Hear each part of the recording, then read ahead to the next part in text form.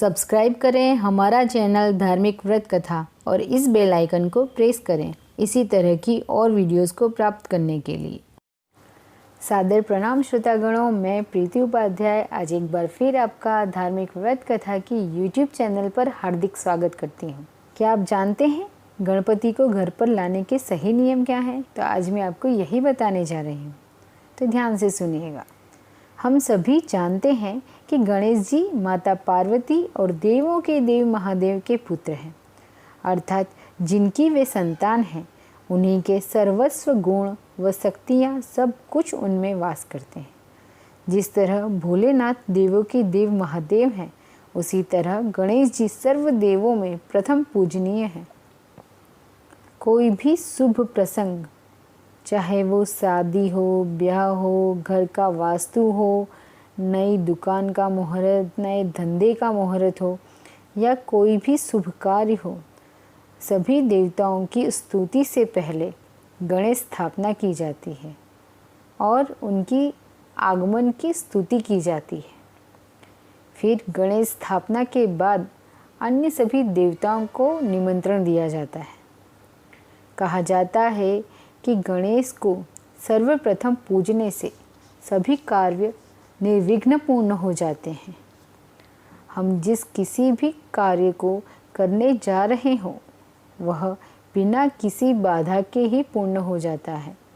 इसलिए गणपति को विघ्नहर्ता भी कहा जाता है। उसी प्रकार गणेश जी की दो पत्नियां हैं, रिद्धि और सिद्धि, जिनसे हमें धन, संपत्ति, वैभव और यश मिलता है। इस तरह गणेश जी को पूजने से मनुष्य को जीवन के सारे सुख मिलते हैं। उसे जीवन पर्यंत किसी भी चीज़ की कोई कमी नहीं होती। धन, वैभव, सुख, समृद्धि, यश, कीर्ति उनके कदमों में रहते हैं। इस वर्ष 22 अगस्त 2020 को गणेश चतुर्थी है, अर्थात कि कल गणेश स्थापना दिवस है। सभी लोग अपने अपने घरों पर गणेश जी को स्थापित करते हैं। कई जगहों पर तो मिट्टी के गणेश जी बनाकर उनकी स्थापना कर पूजा पाठ, विसर्जन आदि किया जाता है। लेकिन घर पर गणेश स्थापना के कई नियम हैं जिन्हें हमारा जानना बेहद ही जरूरी है, जिसके अभाव में हमारी पूजा अधूरी भी रह सकती है। तो आइए मैं आपको बताती हूँ गणपति को घर पर लाने के सही नियम। गजानंद, एकदंत, सिद्धि विनायक, विघ्नहर्ता, पार्वती सूत, लंबोदर, ऐसे अनेक नामों से जाने जाने वाले गणपति इस बार 22 अगस्त यानी कल आपके घर पधारने वाले हैं, जिनके आगमन से केवल मुंबई ही नहीं अपितु समस्त देश गणेशमय हो जाता है। गणेश चतुर्थी इस वर्ष 22 अगस्त शनिवार को है। ऐसे में ज़्यादातर घरों में गणपति को घर लाने व उत्सव मनाने की तैयारियां शुरू हो चुकी हैं। लेकिन अगर आप भी अपनी इच्छा अनुसार 3, 5, 7, 9 या 11 दिनों के लिए घर में गणपति को विराजमान करना चाहते हैं और उनकी पूजा कर उनकी असीम कृपा पाना चाहते हैं, तो आज मैं आपको बताऊंगी गणेश स्थापना का सही तरीका या सही नियम और उनकी पूजा करने की सही विधि। गणराज को घर लाने के लिए आप सबसे पहले गणेश चतुर्थी के दिन गणपति की मूर्ति को घर पर लेकर आएं। लेकिन बप्पा को घर लाने से पहले पूजा स्थल की अच्छे से साफ सफाई कर लें और पूरे घर में गंगा जल से छिड़काव करें। फिर एक साफ चौकी पर लाल कपड़ा बिछाकर उस अक्षत यानी चावल रखें।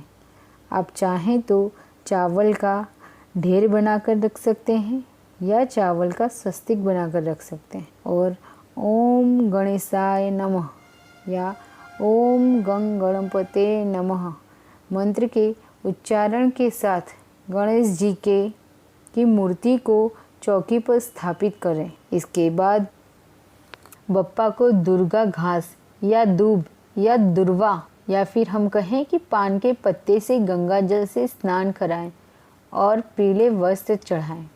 इसके बाद आप गणपति को तिलक लगाकर अक्षत और फूल चढ़ाएं और मोदक का भोग लगाएं।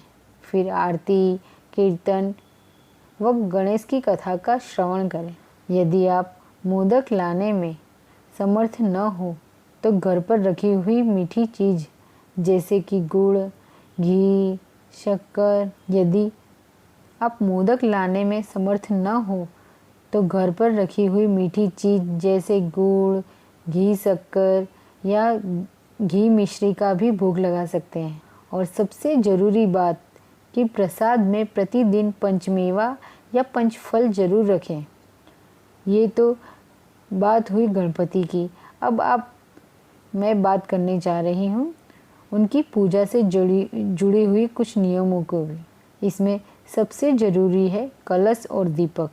दरअसल गणपति की चौकी के पास तांबे या चांदी का कलश जल भरकर जरूर रखें, लेकिन ध्यान रखें कि कलश हमेशा गणपति के दाईं ओर अर्थात कि सीधे हाथ की तरफ रखें। इस कलश के नीचे चावल रखें और कलश पर मोली या कलावा अवश्य बांधें। गणपति के बाएं यानी कि ऊंधे हाथ की तरफ घी का दीपक जलाएं। दीपक को भी सीधे सीधे जमीन पर न रखकर उसे भी चावल या गेहूं किसी पर भी रख सकते हैं। ये सब करने के बाद अब बप्पा के लिए संकल्प करना उतना ही जरूरी होता है जितना कि उन्हें घर पर लाना होता है। गणपति की स्थापना के बाद आप सीधे हाथ में जल और अक्षत लेकर संकल्प करें और कहें कि मैं गणपति को इतने दिनों तक घर में स्थापित करके प्रतिदिन विधि विधान से पूजा करूँगा या करूँगी। संकल्प में उतने दिनों का जिक्र करें जितने दिनों के लिए आप गणपति को अपने घर में विराजमान करना चाहते हैं। जैसे कि आप बता सकते हैं कि 3 दिन में, 5 दिन में, 7 दिन में, 9 दिन में या 11 दिन में आप विसर्जन करना चाहते हैं। गणपति पर प्रतिदिन 5 दुर्वा अर्पित करें। साथ ही 5 हरी इलायची और 5 कमल गट्टे एक कटोरी में स्थापित कर गणपति के चरणों में रख दें। लेकिन इसमें आपको दूब या दुर्वा को प्रतिदिन बदलना होगा। वहीं इलायची और कमल गट्टों को पूजा के दिन तक वहीं रखा रहने दें। वहीं आखिरी दिन तक कमल गट्टों को लाल कपड़े में बांध दें और इलायची को प्रसाद के रूप में बांट दें। ऐसे नियम अनुसार पूजा करने से हमेशा घर में धन धान्य, सुख संपत्ति, वैभव सब कुछ वास करता है। तो दोस्तों ये वीडियो यहाँ समाप्त होती है। अगर आपको मेरी ये वीडियो अच्छी लगी हो तो लाइक व शेयर करें तथा मेरे YouTube चैनल को सब्सक्राइब करें। और अंत तक इस वीडियो को देखने के लिए मैं आपका बहुत बहुत अभिवादन करती हूँ। धन्यवाद।